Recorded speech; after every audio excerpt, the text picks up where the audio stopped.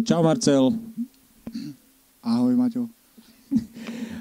Pripravuješ sa teraz na gala, vieš, s kým ideš, hej, s Talianom Alanom Sajtom. Povedz mi, ako prebieha tvoja príprava, ako sa cítiš, graduje to, porozprávaj troška. Takže momentálne, teraz po tréningu sa cítim unavene, ale inak sa cítim dobre. Kondíciu naberám pomaličky, takže príprava na ten zápas je dobrá.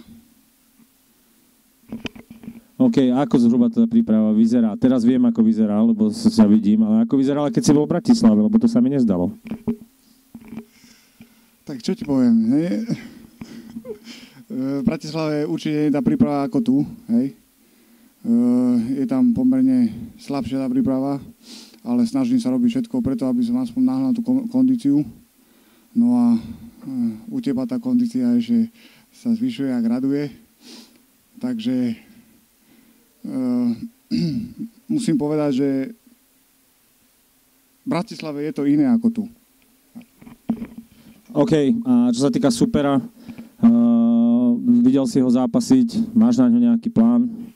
Čo si o ňom myslíš? Supera som videl minulý rok, zápasil tu s Erikom. Viem, že ma viac menej preferuje tajské techniky, tak ja sa budem snažiť s ním boxovať na dištanc, čo mi aj vyhovuje. Moc sa s ním tlačiť do klinčov nebudem, ale samozrejme, že keď príde ten klinč, tak budeme klinčovať.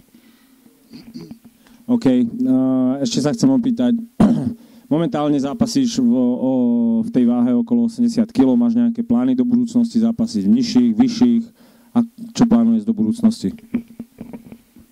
Takže do budúcnosti by som chcel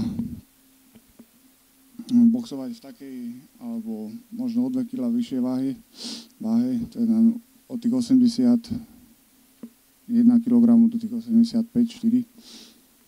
No a chcel by som viac a viac tých zápasov a si hotový už. Ešte nám povedz niečo o tvojom poslednom zápase s Keclíkom, čo ľudia vlastne ocenili, že to bol pekný zápas, hej. Vyzeralo to, že na začiatku na toho Keclíka nevieš, ale potom keď si našiel na ňo nejaký liek, tak porozprávaj nám o tom zápase, že ako to prebiehalo. Z tvojho pohľadu. Tak z môjho pohľadu to bolo tak, že Keclík som vedel, že je vyšší super. To znamená, že som sa mu snažil skracovať ten dištanc a v podstate útočiť na telo alebo skracovať tú vzdialenosť, pretože bol vysoký a vedel som, že jeho ruky a sú dlhšie aj nohy, hej. No a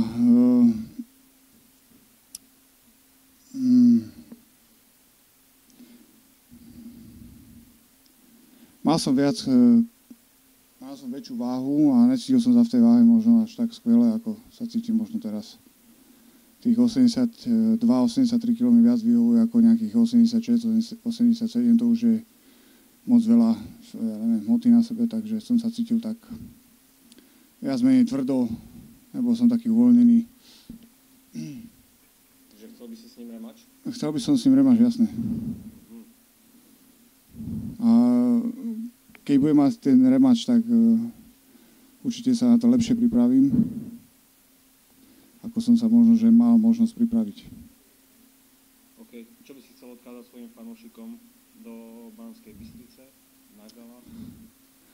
Takže ich pozdravujem a ak sú nejakí, tak nech mi držia palce a vidíme sa na gale.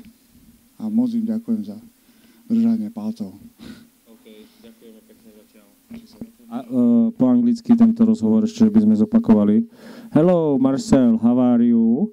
Yes, I am fine.